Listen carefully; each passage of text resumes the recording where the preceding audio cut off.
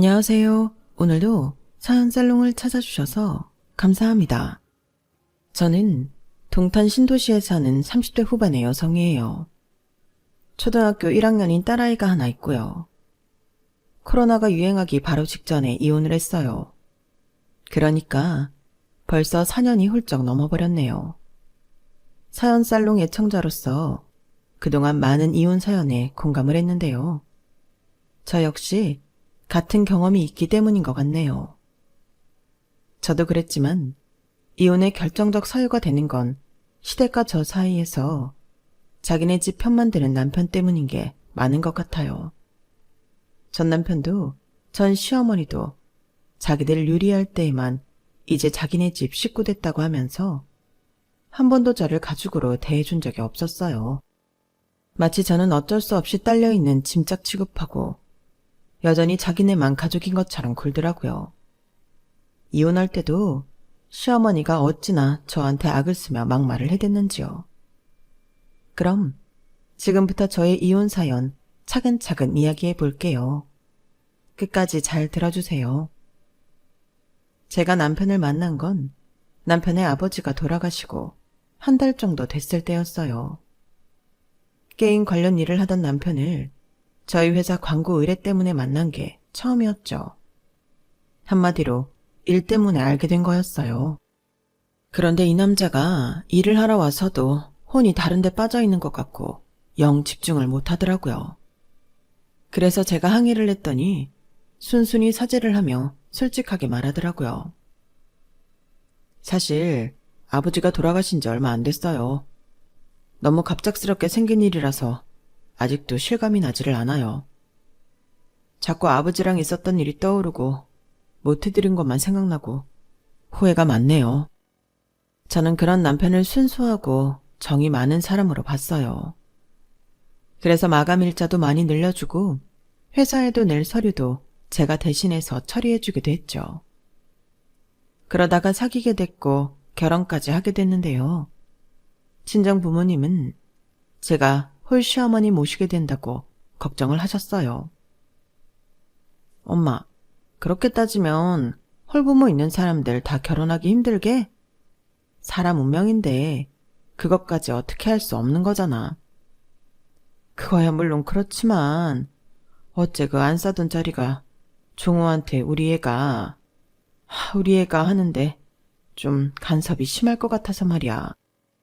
가뜩이나 하나 있는 여동생은 해외로 시집가서 잘 오지도 않는다며. 그럼 아들한테 더 집착하지 않겠어? 그래도 결혼하면 달라지잖아. 엄마도 나보고 항상 마음으로는 어린애 같다고 하잖아. 종우 어머니도 마찬가지일 거야.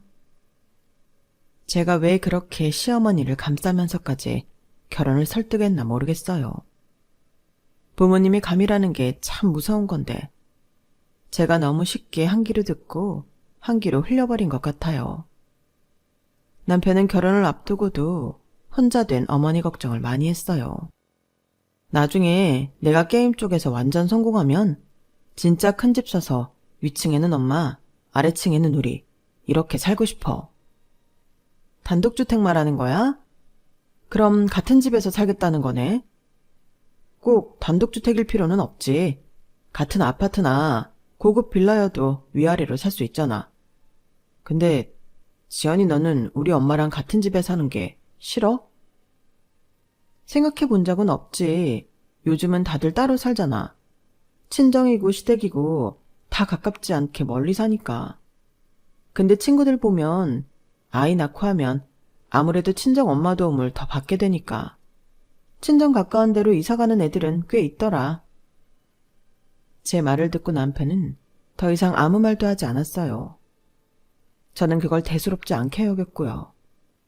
사실 남편은 친정하고 가까이 사는 건 꿈에도 생각해 본 적 없었던 거였어요. 제가 시어머니랑 같이 사는 걸 생각해 본 적 없었던 것처럼요. 그래도 저는 남편이 아버지 돌아가시고 어머니에 대한 마음이 애틋해졌구나. 마음이 참 곱다. 그렇게만 여겼어요. 물론 자기 엄마 생각하는 건 절대 나쁘지 않아요. 좋은 일이기도 하죠. 하지만 자기와 같이 사는 아내를 무시하면서까지 그러는 건 문제 아니겠어요? 시어머니는 저희 결혼 전에는 두 사람만 잘 살면 된다며 자기는 신경 쓰지도 말라고 하더라고요. 양쪽 집이 사는 게 비슷비슷해서 잘 맞겠다고 했고요. 사실 양쪽 집이 비슷하지는 않았어요. 할아버지가 지방에서 큰 녹차밭을 갖고 계시고 그 일대에 꽤 많은 땅을 갖고 계셨는데 이미 아빠한테 주겠다는 유언장 공증까지 다 해놓았거든요. 할아버지가 많이 아프셨는데 그때 큰아버지, 작은아버지 가족은 할아버지 나몰라라 하거나 좀 귀찮아했는데 저희 아빠랑 엄마는 엄청 극진히 간호하시고 서울에 있는 종합병원까지 모셔와서 수술 비용 다 대고 하셨어요. 그렇다고 저희 집이 막 잘 사는 건 아니에요. 아빠는 공무원이고 엄마는 제가 대학 다닐 때까지 화장품 가게를 운영하시다가 그만두셨어요. 평범했는데 할아버지 재산을 받게 되면 좀 형편이 나아지기는 하죠. 그에 비해 남편 집안은 남편 집보다 더 어려운 사람들이 있으면 있지 여유 있는 친인척이 없다고 했어요. 저는 저희 부모님이 할아버지한테 했던 게 떠올라서 남편을 더 좋게 봤던 것 같아요. 결혼 당시에 저희가 꽤 많은 유산을 받을 거라는 얘기는 하지 않았어요.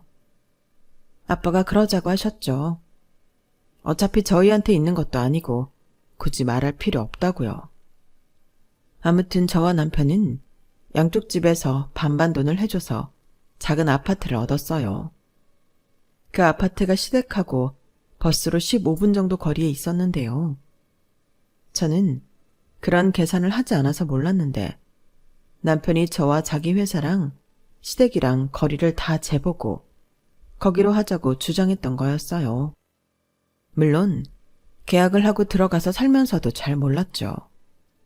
시어머니가 저희 집을 자기 집처럼 아무 때나 들락거리는 걸 보며 그제야 깨달은 거였어요. 처음에는 결혼하고 아들이 떨어져 사니까 아직은 어색하기도 하고 보고 싶으니까 그럴 수도 있겠지 라고 생각했어요. 하지만 가구 위치를 자기 원하는 대로 바꾸고 식기도 멋대로 옮겨놓고 어떤 건 쓰지 마라, 이거는 써라 하는 게 계속됐어요. 신혼생활을 시작하며 내가 내 집을 어떻게 꾸밀까, 그릇을 어떤 걸 쓸까 이런 상상을 하며 즐거울 때가 있었죠. 그게 와장창 깨진 거였어요. 그 생활이 석 달을 넘기며 계속되니 저는 스트레스가 너무 쌓여 힘들었어요. 음식도 제가 먹고 싶은 게 아니라 시어머니가 좋아하는 나물이나 생선조림 같은 것만 먹어야 하니 이게 뭐지 싶더군요. 이거는 셋이 사는 거지 둘이 사는 게 아니었어요. 시어머니는 잠만 본가에서 자는 거지 거의 저희 집에 와서 살다시피 했고요. 식기세척기 돌리고 건조시키는 것까지 못마땅하다며 뭐라고 해서 신혼 선물로 받아놓고 거의 써보지도 못했어요. 나는 그런 거 영 믿음이 가지 않는다. 저게 제대로 씻어주는지 누가 어떻게 알겠어. 자고로 집안일이라는 거는 사람 손이 닿아야 야무진 법이야. 그런 기계에 의존하다 보면 게을러지는 법이다. 어머니, 요새는 이런 기계가 사람보다 훨씬 잘해요. 저나 종호 씨 둘 다 맞벌이라 바쁘잖아요. 이런 거라도 기계의 도움을 받아야죠. 하여간 요즘 애들은 그저 편하게만 살려고 들지. 시어머니는 이렇게 혀를 차며 제 이야기를 들어주려고도 하지 않았어요.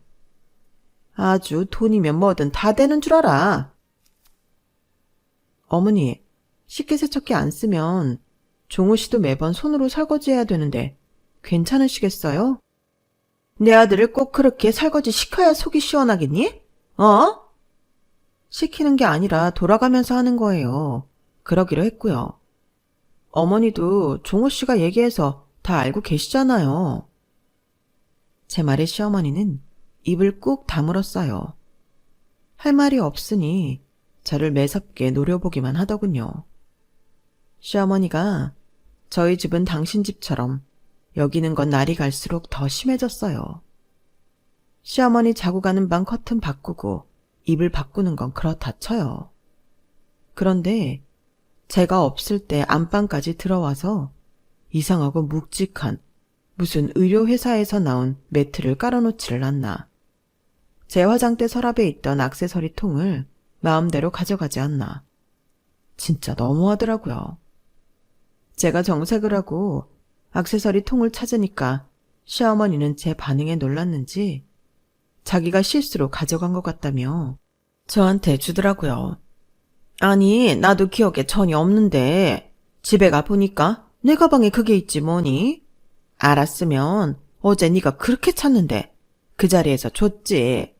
그러니까 그런 건 좀 잘 둬라. 아무데나 두니까 이런 일이 생기잖아. 맞아, 지연아. 가만 보면 네가 은근히 덜렁대는 데가 있다니까. 내 액세서리 통을 내 화장대 서랍 안에 두는 게 덜렁대는 거야? 어머니, 이게 어디 다른 데 있었나요? 저는 꺼내놓지도 않았는데요. 그런데 그게 발이 달려서 밖에 나갔어요? 어머니 가방에 들어갔어요. 제 집에서 제 액세서리 통을 제 화장대에 넣는 것보다 어떻게 더 잘 둬요? 종호 씨, 말해봐. 맨날 쓰는 액세서리를 은행 금고에 넣어둘까? 그래? 제가 날카로워져서 따박따박 말을 하니 둘 다 아무 말도 못하더라고요. 저는 내친 김에 한마디 더 했어요. 어머니, 저한테 살림 가르쳐 주시려고 이런저런 말씀하시고 제가 하는 게 부족한 것 같으니 물건도 어머니가 마음대로 배치하시는데요. 이제 그냥 놔두세요. 부족하면 부족한 대로 제가 해야 늘지 않겠어요? 이거 제 살림이고 여기 제 집입니다. 저랑 종호 씨 집이에요. 어머니가 여기서 저희랑 사시는 건가요? 아니다. 내가 언제 그렇댔니? 아들 집이니까 오는 거지. 난 네가 그렇게 불편하는 줄 몰랐다. 진작에 말하지 그랬냐? 제 딴에는 돌려서 꽤 말했거든요. 그런데 모르겠다고 하시니 제대로 말씀드릴게요. 저 불편해요. 저도 신혼생활답게 살아보고 싶어요. 그리고 식기세척기도 다시 쓰겠습니다. 그거 안 하니까 종호 씨는 부엌일 자꾸 미루더라고요. 어머니는 어머니 아들 부엌일 시키는 게 마음에 안 드시겠지만 저나 종호 씨나 같이 나가서 일하는 입장이니 저희는 처음 약속한 대로 나눠서 집안일 해야겠어요. 그때 이후로 시어머니는 한동안 저희 집 오는 거에 뜸하셨고 남편도 눈치를 보며 집안일을 하더라고요. 하지만 얼마 안 가 남편은 자기 엄마 반찬이 없으니 밥이 안 넘어간다는 둥 불평을 했고 결국 시어머니한테 전화를 해서 투정을 하더라고요. 그때부터 시어머니는 옳았구나 하고 다시 저희 집에 뻔질나게 드나들었어요. 아들 먹일 반찬이라면서 처음에는 해오시더니 나중에는 저한테 재료를 저희 집으로 주문하라고 하고서는 와서 저한테 시키는 거였어요. 네가 요리를 안 하니까 종호가 맨날 불평하는 거 아니겠냐? 이제부터는 내가 더 자주 오가면서 너 반찬부터 시작해서 요리 좀 가르쳐야겠다. 어머니, 그렇다고 이렇게 휴일 쉬는 아침에 예고도 없이 오시면 어떡해요. 종호 씨 말은 저렇게 해도 지금 어머니가 해다 주신 반찬 거의 다 남겼어요. 어제도 배달 음식 시켜 먹었고요. 제가 해주나 어머니가 해주시나 마찬가지예요. 말로만 어머니 음식이 좋다고 하지 냉장고 열어보세요. 어머니 해오신 반찬 거의 다 그대로 있어요. 양이 많아서 그런 것도 있지만 저도 몇 번 집에서 저녁 못 먹었고 남편은 저녁 집에서 먹어도 다 시켜 먹었어요. 시어머니는 제 말에 냉장고 문을 열어보시고는 입술을 실룩대시더니 저한테 막 쏘아붙였어요.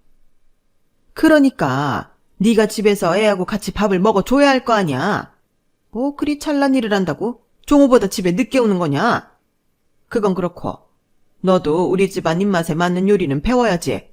어디서 그렇게 말대답이야. 잘못 알고 계시니까 말씀드린 거지 말대답하는 건 아니었어요. 어머니 요리 가르쳐 주시는 건 좋지만 이렇게 아무 시간에나 찾아오지는 말아주세요. 종호 씨가 친구들하고 등산 가고 없어서 그렇지 그 사람도 휴일날 일찍 일어나는 거 되게 싫어해요.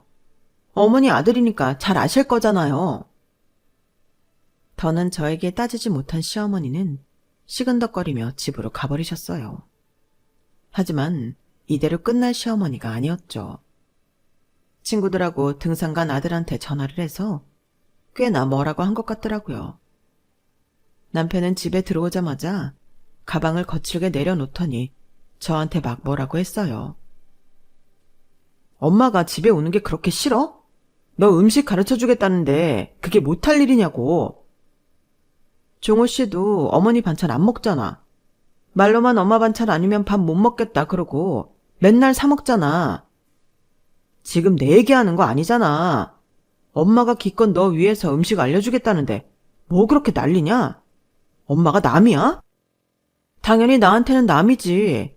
내가 어머니 반년 전까지만 해도 알기를 했어? 이거 종호 씨나 어머니 보기에는 별거 아닌 것 같겠지만 나한테는 간섭이고 사생활 침해라고. 그러는 종호 씨도 휴일 아침 일찍 우리 부모님이 찾아와서 종호 씨 깨우면 어떨 것 같은데?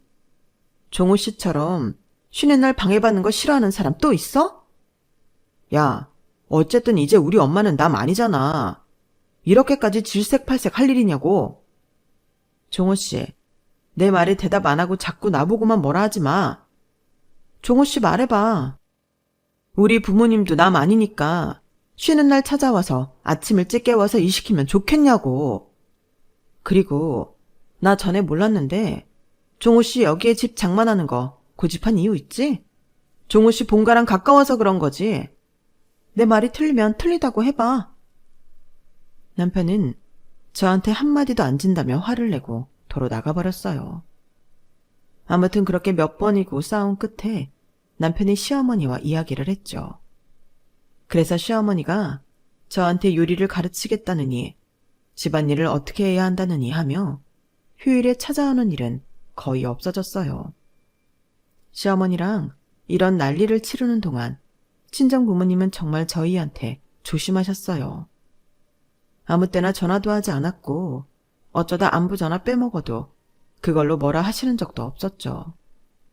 오히려 바쁜데 잊어버릴 수도 있지 별일 없이 지내면 그걸로 됐다고 하시는 분들이었어요.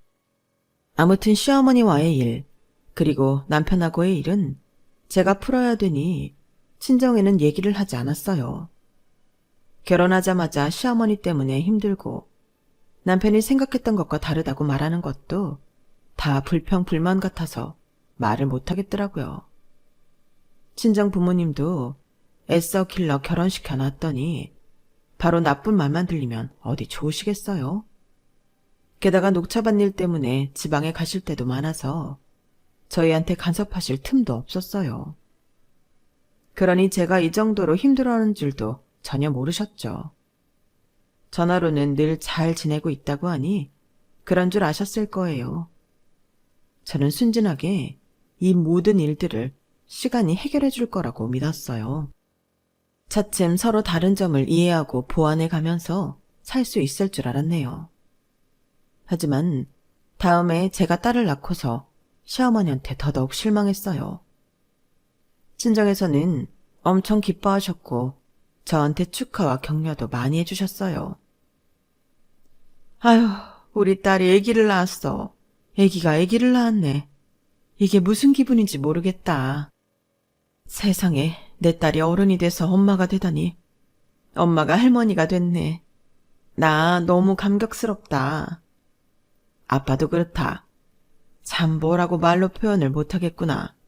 가슴이 벅차오르고 괜히 눈물도 나려고 그런다. 수고했다 지연아. 그리고 이런 기분 느끼게 해줘서 고맙다. 헤이, 두 분 다 뭐 그렇게까지. 엄마, 그리고 나 엄마 말대로 어른이야. 애기 아니야. 앞으로 더 책임감이 강해져야지. 엄마가 됐으니까. 처음부터 잘하는 사람 없어. 우리가 많이 도와줄게. 그리고 김서방 자네도 우리 지연이랑 힘 합쳐서 아이 잘 키워야 하네. 아이는 혼자 키우는 거 아니야.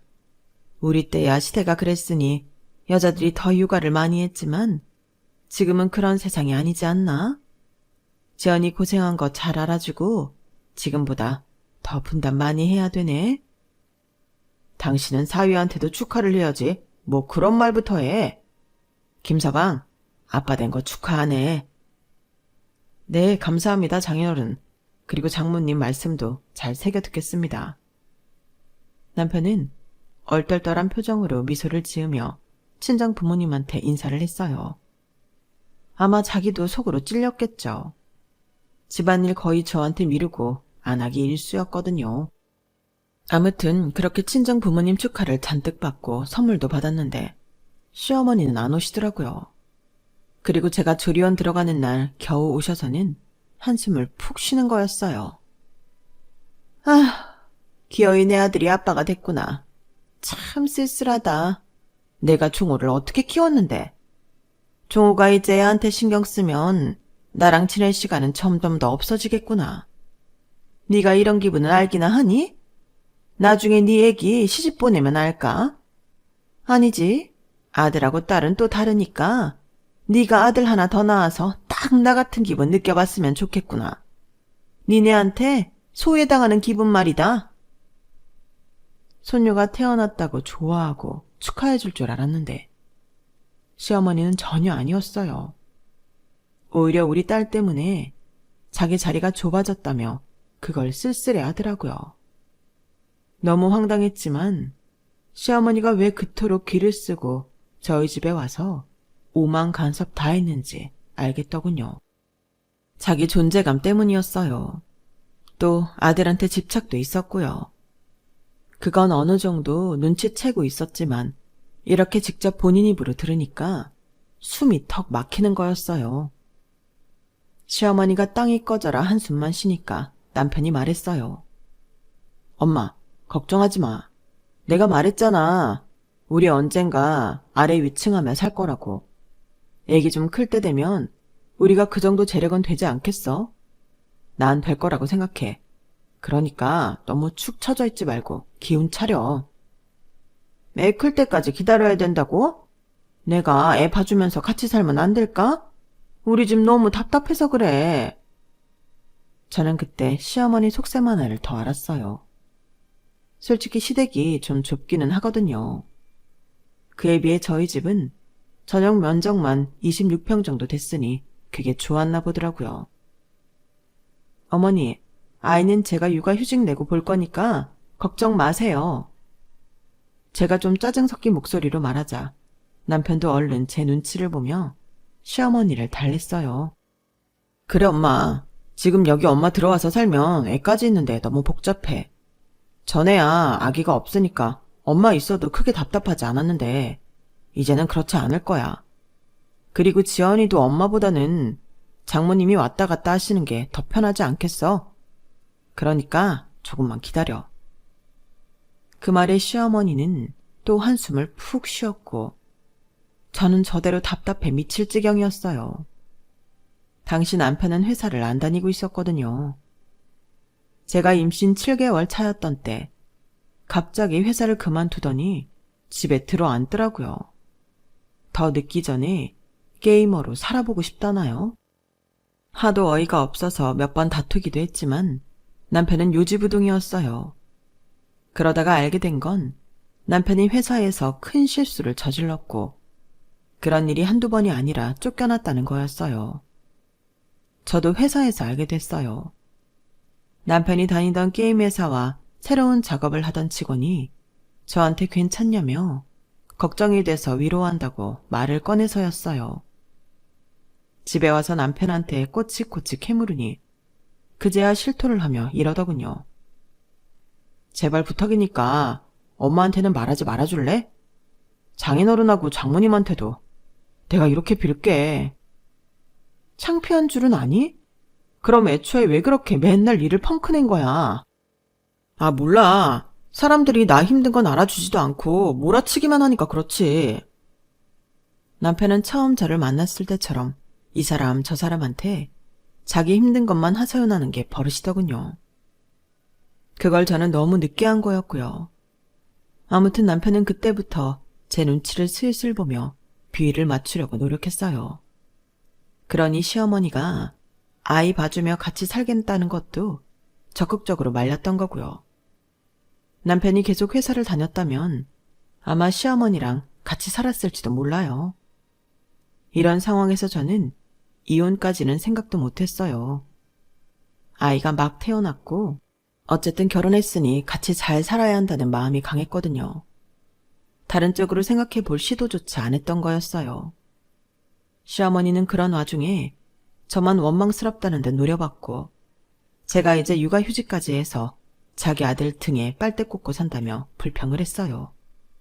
빨대는 자기 아들이 저한테 꽂았는데 말이죠. 저는 월급의 3분의 2가 나왔고 아이가 태어났을 때는 특별 지원금도 받았으니까요.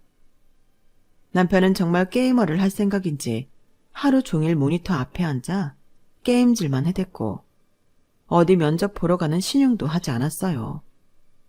이력서는 몇 군데 넣은 것 같긴 했는데 아무 데에서도 연락이 오지 않는 모양이었어요. 하긴 그쪽 업계에서 사고치고 잘렸는데 덥석 데려갈 회사가 있을 리 없죠. 그러면서 시어머니와의 사이는 점점 더 나빠졌고 저는 아이가 돌이 지나고 다시 회사로 돌아갈 준비를 했어요. 그때 친정아빠가 저한테 제안을 하나 하셨어요. 너 말이다. 우리 차 사업 좀 도와줄 수 있니? 차 사업? 할아버지는 녹차를 기업에 납품만 하신 거 아니었어?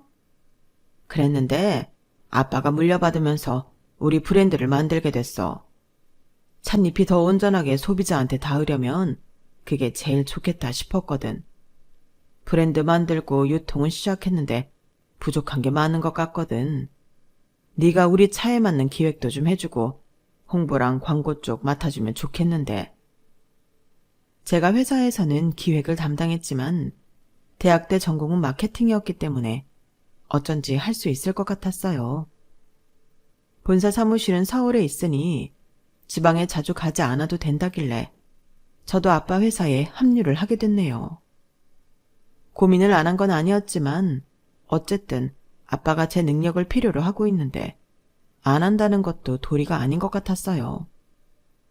저와 아빠는 일을 하고 엄마는 아이를 봐주는 생활을 시작했어요. 친정엄마가 전보다 더 자주 집에 드나드니 남편도 집에만 있을 수 없어 일단 밖으로 나가더라고요. 어쨌든 그렇게 해서 시어머니와는 훨씬 덜 마주치게 돼서 스트레스도 많이 줄었어요.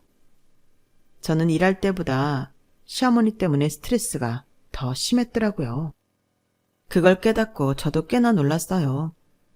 남편과도 부딪힐 일이 줄어드니 마음을 덜 두게 되었고요. 친정엄마가 아이 봐주느라 너무 고생을 해서 허리까지 안 좋아지신 게 너무 속상하더라고요. 그래서 어버이날에 친정 부모님하고 1박 2일로 강원도 여행을 다녀왔죠. 그걸 남편이 또 시어머니한테 말했나 보더라고요. 시어머니는 저한테 문자로 한바탕 퍼부었어요. 니네 부모만 부모고 나는 그냥 아는 사람이냐? 어떻게 네가 이럴 수 있어? 어버이날이면 양쪽 집을 똑같이 챙기든지 해야지. 누구는 놀러가고 누구는 집에서 국이나 끓여 먹고 있고 이게 말이 되냐? 게다가 나는 네 시애미야. 아주 일한답시고 안팎으로 설치면서 지 시어머니 부양할 줄도 모르고 말이야. 어디서 이렇게 못 배워먹은 짓거리만 하는지 원? 그래서 저도 더는 못 참고 단문자를 보냈어요. 어머니도 어머니 아들 다시 취직해서 얼른 돈 벌어서 여행 보내달라고 하세요. 어머니 오해하실까 봐 말씀드리는데요. 저는 그 사람 돈 한 푼도 안 썼어요. 다 제가 번 돈으로 한 거예요. 시어머니는 그게 무슨 소리냐며 전화까지 했지만 저는 받지 않았어요. 근무 시간이라 그런 내용의 전화를 받을 수도 없기도 했고요. 어쨌든 그 일로 남편이 백수라는 사실이 밝혀졌어요. 시어머니는 오히려 더 저한테 뭐라고 하더군요. 네가 내조를 못하니까 남편이 저런 거야. 알아? 이런데도 너는 너만 좋자고 그렇게 돌아다니고 싶니?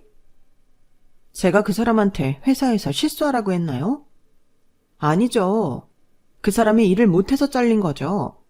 그것까지 제 탓이라고 하시는 건 말도 안 되는 거예요. 저도 그동안 이력이 나서 시어머니 하는 말에 바로바로 받아쳤어요. 시어머니와 골이 깊어질수록, 그리고 남편이 취직은 안 하고 변명만 하고 놀고 먹는 시간이 길어질수록 저는 친정 부모님한테나 더 잘해야겠다고 마음먹게 됐어요. 그러는 사이 아빠 회사는 자리를 잡았고 안정적으로 돌아가게 되었어요. 저는 기획팀장이 돼서 연봉도 오르고 인센티브도 받게 되었고요. 아이가 5살이 됐을 때 그동안 청약통장 부어놓은 걸로 새 아파트에 당첨이 되어 이사를 가게 됐어요. 그 동네가 마침 아이가 얼마 전부터 첼로 레슨을 받으러 가던 선생님 댁과 멀지 않아 너무 잘 됐다고 생각했어요. 아이가 첼로를 하게 된 건 친정 엄마 덕이었어요. 피아노 학원에 데려갔는데 금세 음계를 외우더니 피아노보다는 첼로에 더 관심을 갖더라고 하셨어요. 그래서 바로 첼로 선생님을 알아봐서 매번 먼 곳까지 직접 데려가고 데려오셨었거든요. 친정 부모님은 우리가 더 넓은 집으로 이사를 가고 마침 그 집이 딸아이 첼로 선생님과 가까운 데라며 아주 잘 됐다고 하셨어요. 남편은 대놓고 좋아했어요. 훨씬 넓은 신축 아파트로 가니까요. 남편은 이제 집에서 노는 게 아예 몸에 배서 미안해하지도 않았고 친정 부모님한테는 재택 일을 한다고 거짓말까지 해놓은 상태였어요. 그러니 남편한테는 정이 떨어질 대로 떨어졌어요. 그저 아이 아빠니까 그 마음으로 함께하고 있었던 거죠. 시어머니는 말할 것도 없이 좋지 않았고요. 그런데 진짜 다 뒤집어 엎을 일이 생기고 말았어요. 이사를 가기 전 친정아빠 생신 기념으로 여행을 가게 되었거든요. 물론 남편도 같이 갔었는데요. 정말 잘 놀고 잘 지내다 왔어요.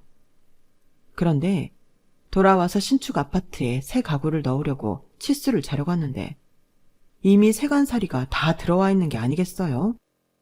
제가 아주 잘 아는 물건들이었어요. 바로 시어머니 물건이었으니까요. 시어머니는 안방자리에 자기 의료기기 매트에 안마의자에 온갖 것을 다 넣어놨더라고요. 제가 너무 기가 막혀서 집안을 둘러보고 있는데 남편하고 시어머니가 현관으로 들어오더라고요.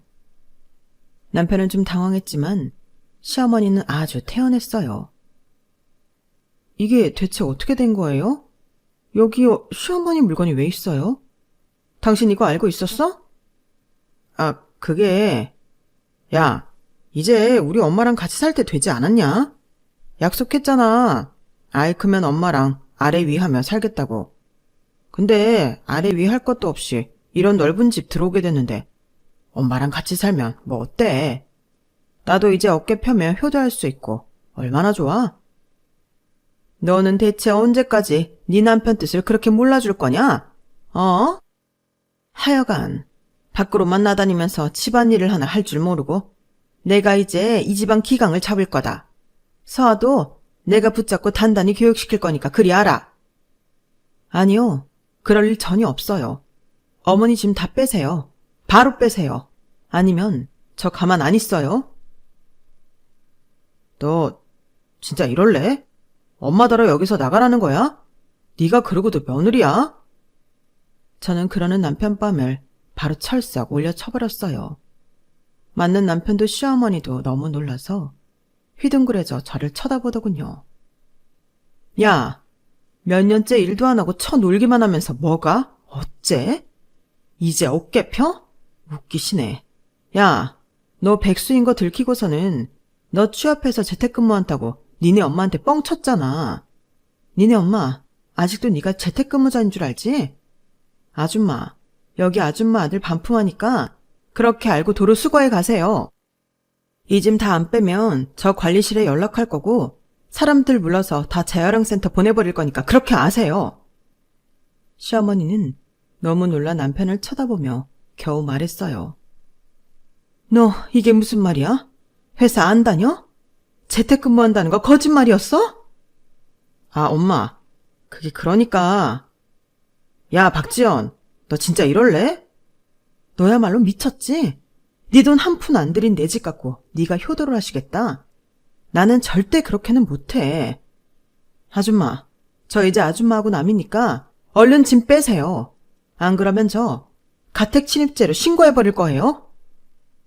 제가 하도 무섭게 말하니 시어머니는 덜덜 떨며 집을 나갔고 남편도 바로 뒤따라 나갔어요.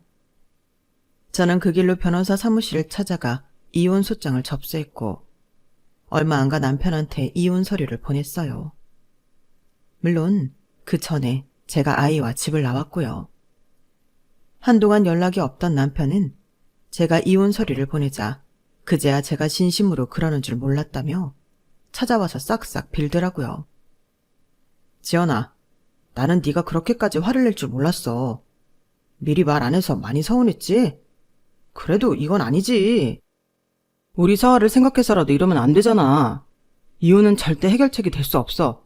그러니까 마음을 가라앉히고 잘 생각해보자, 우리. 서로 합의할 수 있는 지점을 찾아내자고. 합의할 수 있는 지점은 이혼이야. 너 그딴 말로 나 어떻게 해볼 생각 하지 마. 나도 너에 대해 알 만큼 알았고 볼 거 다 보면서 살았잖아. 그런데 네가 그러는 게 나한테 통할 거라고 생각해? 너 위자료나 단단히 준비해도 그동안 네가 살면서 얼마나 우리 재산 늘리는데 기여했는지는 변호사하고 법원이 판단해 줄 테니까. 그런 줄 알아. 네 엄마랑 어디 잘 해봐. 남편은 싹싹 빌다가 어쩔 수 없이 일어나서 자기 엄마 집으로 갔어요. 여태까지 자기 백수인 것도 감춰준 나한테 단 한 번도 고맙다는 말 한 적도 없고 제 돈으로 살면서 당연하다는 듯 받기만 해놓고는 정말 이혼하게 생겼으니 이제 와서 설설 기는 척하는 게 너무 가소롭더라고요. 시어머니는 결국 제가 자기 아들 신세를 망쳤다며 아주 전화로 막말을 하고 문자로도 온전히 못 살 거라며 저주를 퍼붓더라고요. 그래서 제가 한마디 했죠. 아줌마, 나한테 전화해서 한 말 다 녹음했거든요. 그리고 문자들도 다 모아서 이혼 소송에 꼭 쓸 거니까 그렇게 알아요. 계속 막말해 보시죠. 그러자 시어머니는 말없이 전화를 탁 끊더니 그 뒤로 연락 한 번을 하지 않았어요. 저는 이혼 소송에서 승소를 했고요. 위자료도 받았어요. 전부 다 주지는 못했지만 아무튼 시댁집도 팔고 뭐 여러 가지로 쥐어짜기는 했더라고요. 저는 그 인간하고 시어머니 마주치고 싶지 않아서 양육비도 포기했어요. 그래서 지금도 두 사람 소식은 모르고 지내네요. 그게 서로에게 더 좋을 것 같아요. 아이는 저와 함께 잘 살고 있어요. 친정 부모님도 저희 집과 가까운 곳으로 이사 오셔서 저는 외롭고 힘든지도 모르겠고요. 제 사연은 여기까지예요. 어떻게 들으셨는지 모르겠지만 사람의 직감이라는 거 있잖아요. 그런 게 작동할 때는 무시하지 말고 현명한 대처를 하시길 바라요. 저처럼 오랜 세월 살며 속으로 골마들어가 폭발할 때까지 기다리지 마셨으면 해요. 그럼 다들 건강하시고 행복하세요. 감사합니다. 여러분, 사연 댓글에 응원과 현명한 조언 부탁드려요. 좋아요와 구독은 저에게 큰 힘이 됩니다. 오늘도 좋은 일 가득하세요.